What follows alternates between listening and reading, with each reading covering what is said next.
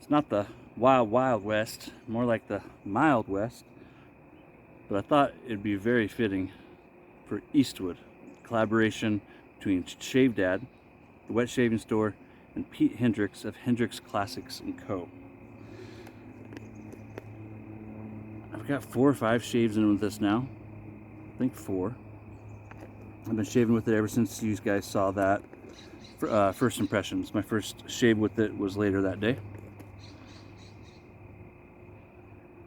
Beautiful fragrance. I'll get into that in just a second. So this is a collaboration with Pete Hendrix. He's the artisan that made the soap. Andy Amaya, the owner of the Wet Shaving Store, and the brainchild behind all of it is Jerry Plessy, also known as Shave Dad. Be sure to join that group if you haven't already joined that group. I've said it a few times, I'm going to say it again. If you haven't already joined Shave Dad on Facebook, or at least follow on Instagram, what the hell's wrong with you?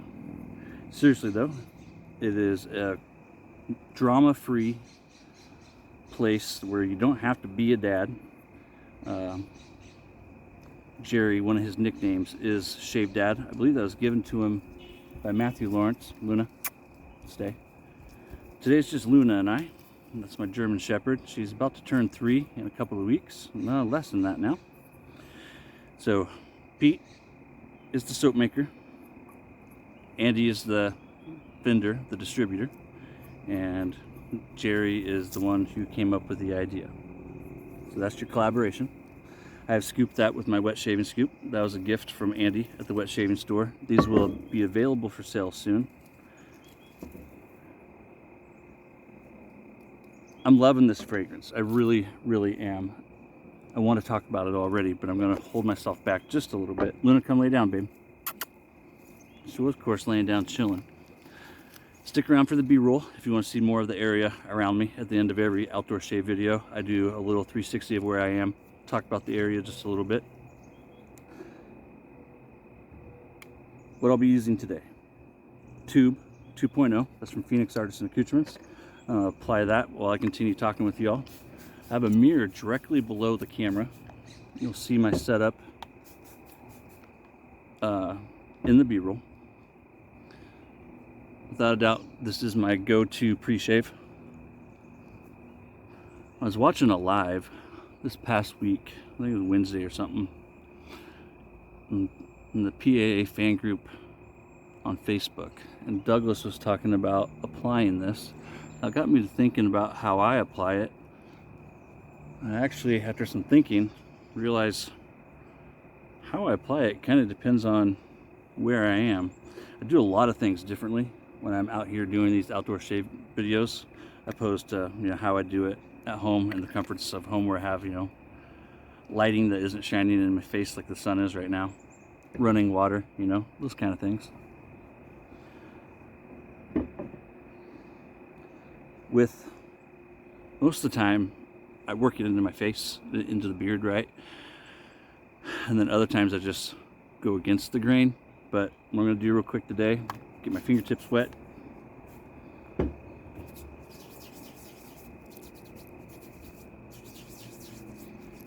Sun feels great on the face.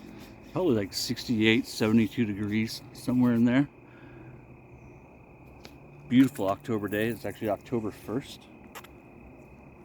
Currently, if you go to the website, the Wet Shaving Store, the soap for Eastwood is sold out. When I left the house earlier, there was still a few splashes left. The good news is there's more coming.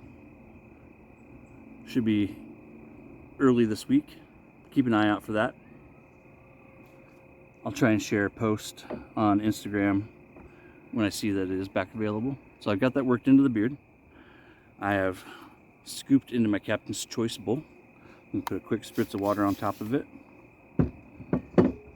Soaking over here in my stainless steel bowl, I have a 2-band badger. I'll use the water that's in here for rinsing my razor. Show you my razor in just a second.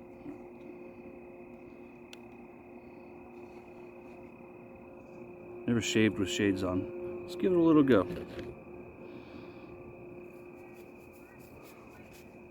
I know it's Paddock, some kind of inlay. I forget. I've had this brush a few years now. It's from Erebus and Terror.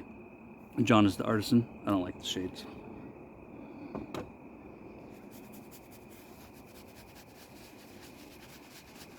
Clint Eastwood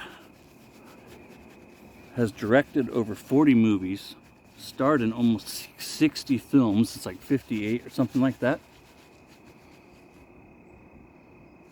Among my favorites are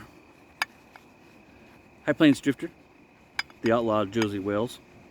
Then you have the trilogy that was what, A Fistful of Dollars, a few dollars more, and then what was the name of the third one? There's Heartbreak Ridge. That's a damn good one. That one is more of a modern one. That's the one that he's like a retired Marine and goes back to train those punks. The Mule, that is a recent film. I think it was 2021 or something like that, maybe a little older. I love that movie though. Of course, how can you forget Gran Torino, right? That's another modern one. If you ever get a chance and you haven't already seen it, one that I think that's overlooked a lot, and it was actually his first movie that he directed. He plays a disc jockey, if I remember right, like at a radio station. And there's this, think like Fatal Attraction or Basic Instinct, right? Except for it's from the early 70s, I think 71. And she gets like this obsession for him and becomes deadly. It's not like the best movie ever, but if you've never seen it and you're a fan of Eastwood, I think it's worth checking out, just because one, it's the first film that he ever directed, and it's really not like any other movie that he's ever been in either. He served in Korea, was the mayor of a small town south of San Francisco by Monterey in California, Carmel by the Sea. That's literally the name of the town is Carmel by the Sea.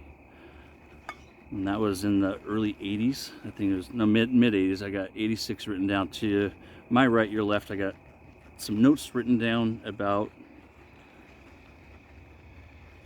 Clint Eastwood. He's now 93 years old, a libertarian, as is basically how I identify. One hell of an American. The dude is just a freaking rock star. So this isn't the spot in Corvallis that I was talking about that I wanted to actually do this video from. That spot didn't work out, but I do still intend to shave from there. Look at that. Before I even mix this in with the tube, look at that lather. It's just gorgeous. Hopefully you guys can see that. It's gonna be kind of awkward with the sun. The fragrance on this bad boy. The top note is tobacco blossom. That's the flower, the tobacco flower. Caramel. Mandarin, honey, and rose. That's it. Tobacco blossom, caramel, mandarin, honey, and rose. That sun feels so damn good, other than it being a setting sun. What time is it? 6 p.m. So it is on the downside. Look at that. It's just gorgeous. Something I didn't know. One thing about it too, I put a couple of pictures up here. I have a few tubs of HC&C, Hendrix Classics & Co. soap. And I never realized until I was looking more closely at this one, that on the bottom of the tub, where the ingredients are, Pete actually puts the date that the soap was made. And so my oldest one that you see there is, that's Julio's Reserve, is 21, September of 21. And then this, of course, as you can probably guess, is September of 23, like it says on the ingredients. And dip my razor in my water. Let me move my water over here a little bit. The last time I was here at this location was just last weekend. That was Autumn Cabin. For that shave, I used a 1930s long open comb. This is my short open comb, so pretty much the same razor, except for the teeth are shorter. On the long comb, they come down. And and on this it's a little shorter and it stays straight. In that, I used a Bolzano. Today I am using a first use Permasharp, and that's with one of the older packages. Same blade though as what's in the new ones. I love the way the open comb and short comb shaves. I think they both shave almost identical. I think if I had like longer hair that I was trying to cut, I might notice a difference, but I really don't notice any of a difference. And from my measurements, the gap and the angle and the exposure is basically the same. Trying to remember about the exposure, but I believe the exposure is the same, because the only real difference is that right here where this one ends, it just drops down, so you still have the same protrusion, the same exposure. I'm gonna have to add more water just because in the sun this is gonna dry out fast, and I'm probably gonna use my, damn, the sun. Hope you guys are doing well. I'm doing great. I don't want to go back to work tomorrow, but somebody's got to pay for my shave soap addiction. This was given to me. It was a gift from Shave Dad and the wet shaving store for review. I did not pay for the soap or splash. The Tobacco Blossom, if you saw my first impressions, thank you. If you saw that, I talked a little bit about the notes. One of the reasons why I love doing these reviews the way I do is because I do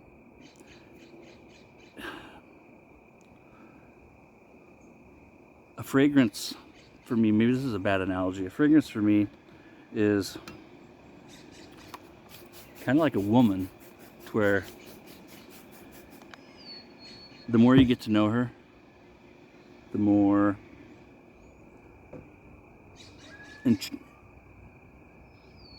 what was that? The more intriguing a human, the more intriguing she becomes, the more she exposed. Maybe that's not a human. What is that, Luna? Luna's laying down over to my right. You guys hear that? In the distance there's sirens. Almost sounds like a dog.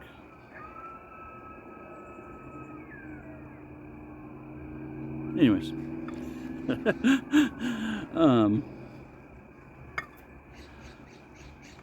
But I was talking about fragrances, sorry. I'm adding more water to this soap.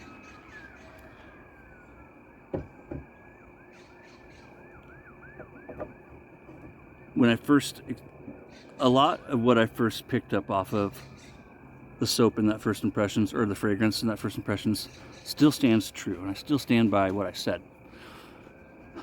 But there's a lot of other things though that revealed themselves as you get to know it better.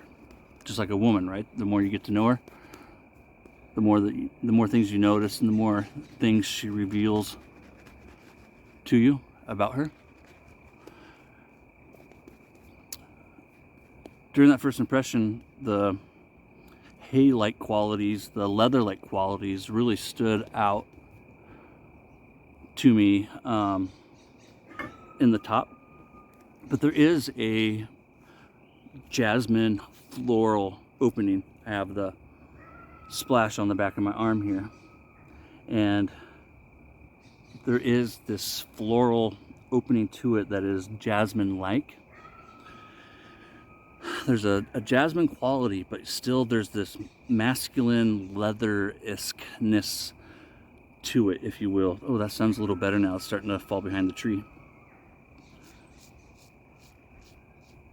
And it is just a truly beautiful floralness opening with this masculine leather nuance to it. It doesn't smell like leather. It's not like, you know, ombre leather or anything like that. It's not. It's a tobacco blossom, florally, jasmine-y.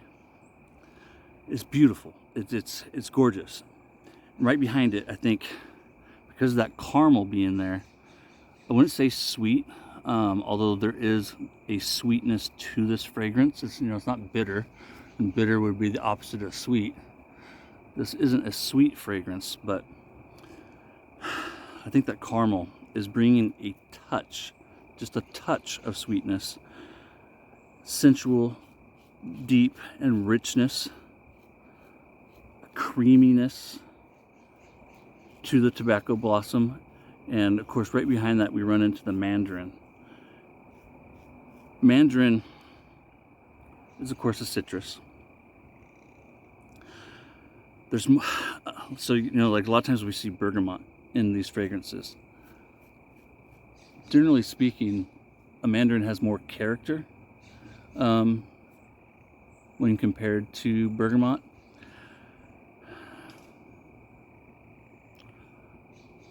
More depth, more richness. It's a very sunny citrus, and you do pick that up ever so slightly in this fragrance. I think that citrus is also helping to lift up and make this a lively, beautiful fragrance. This is a soft, masculine fragrance. I can see some women wearing this one. It's not, you know, a heavy masculine fragrance, if that makes sense. You think of that old wagon. It's pretty cool, right? I love this fragrance. I really do. Right after that, we run into the honey. I think, for me, what I've come to the conclusion of breaking this fragrance down the last few days is bringing a roundness to it. And I can't help but wonder, there is a warm animalic touch to this fragrance. And I think that's coming from the honey. You know, a lot of times we think of honey as, you know, being like sweet because of the way we taste it. But, you know, depending on where the honey is coming from, it can also be floral and can impart a whole lot of different fragrances. And so you never know where this is coming from, but it's synthetic or anything like that. You know, it's never part of the profile, or there's, you know, like what type of honeybee or what region it's coming from. But I really believe, and I've given this a lot of thought with the honey and what all the honey is doing, it's adding a roundness to it, if that makes sense, and it's imparting a warm animalic touch. Look at that lather. That's just gorgeous. Now the lighting is perfect. Love it. Love it. Are you laughing? You're not laughing at my mule, are you? Oh man, that's a damn good movie. I've been thinking a lot about Clint Eastwood this last few days. And you know, a lot of us always, you know, we think of make my day, you know, go ahead and make my day. But there's so many great lines in Clint Eastwood's films. Fistful of Dollars, when he's about to kill those three guys and they're laughing, and he's like, "You laughing at my mule? My mule doesn't like being laughed at." I love that scene. Finally, we have honey. The honey, from about midway through, I'm able to detect a very light, did I say honey? Rose. About halfway through, I'm able to pick out the rose.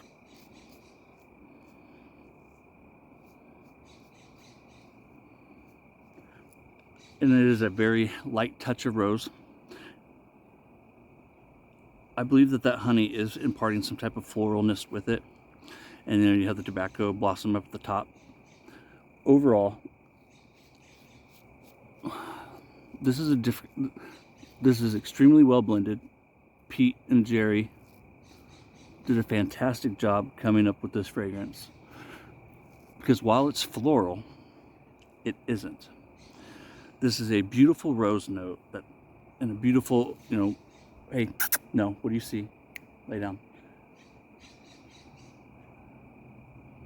The cabin that I shaved from, an autumn cabin, is up in front of me to my left. Parking lot way out here. And of course, it's a beautiful day. There's bike paths, all kinds of stuff. If you look at this place from the map, you'll see it's huge and there's a lot to do here. Stay.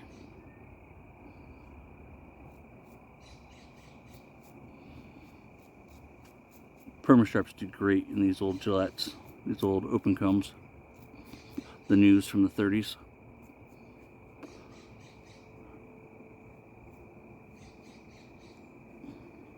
But while it's floral, it's not your like typical floral fragrance. If you follow my content,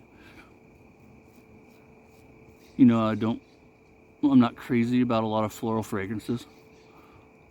I enjoy many of them, but they're just not something that I would typically reach for to wear. This is a fragrance that I would, and that's because, like I said, it is well-rounded in that you have a masculine touch to it, a slight animalicness to it. There's very few things like it. There's nothing exactly like it in my den at all. This is a unique fragrance. There are a couple that it reminds me of. They've done a good job of bringing a Eastwood vibe, if you will, to it. No, not Gran Torino, you know, classic Western Eastwood. This label, one of my favorite labels, easily. One of my favorite labels, easily. I love this label. I hope the photos that I took really turn out. The heck is that? Something on my ear. Can you see it?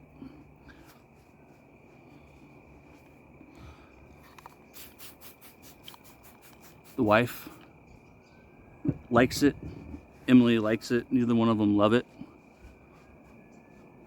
I do, though. This will be a fragrance that I continue to reach for. The lather and the post shave from the splash is killer. Pete has always done a great job when it comes to performance. Pete has always put a huge emphasis on performance. Come here, lay down. Come on. Thank you. She's still watching something in those bushes. It's probably a critter. Cougar, everything can be found in here. In fact, maybe at the end of the B-roll, I'll put what is most likely bear scat, black bear. It's right over here. Yeah, I love it. Sorry, scatterbrain. Oh, wait. Scatterbrain. The everlasting alum stick. I bought this just for my outdoor shaves. Highly recommend using alum. A little bit of feedback after every shave. I try to always use alum. I swear by it. If you never used alum, give it a try. If you get any kind of irritation from it, stop using it. Eastwood. So I've worn this, right? If you're not familiar with my content, when I do these reviews, I'll put it on the back of my hand, on the back of my arm, and I'll smell it throughout the day. And then I also pay close attention to how long the fragrance lasts. And I've been getting 8 to 12 hours of wear out of the fragrance. If 5 is a medium percent strength, I'd actually give this about a 4.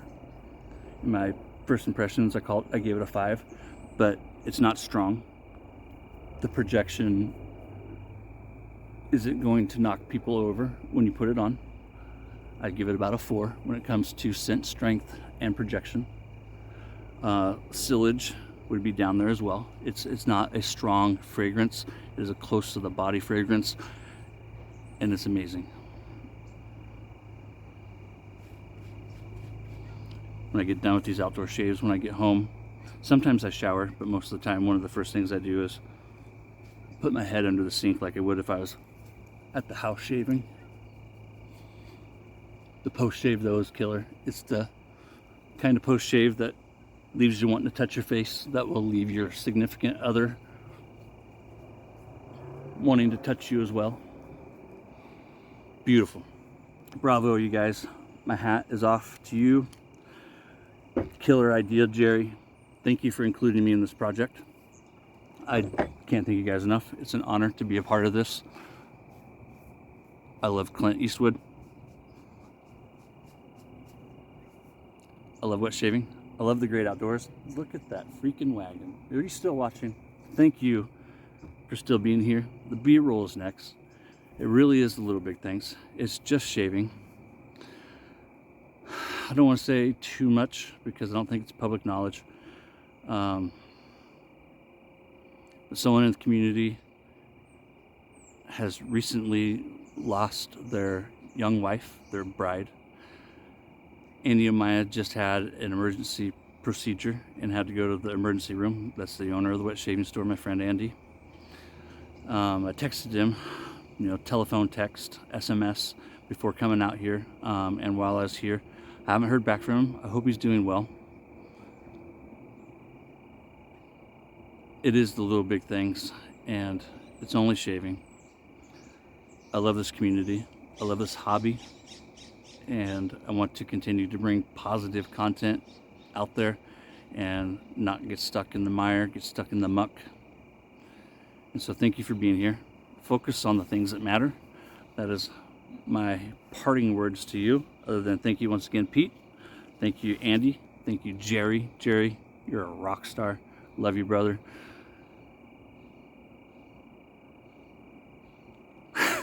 Y'all take care. Thanks for joining me out here at Doris Ranch, one of my favorite places in the whole world. I think this is my 9th video now from here. I mean, this just how big and vast this place is. Ramble, ramble, ramble. Take care. I'll see you next time. Bye. Bye. Later.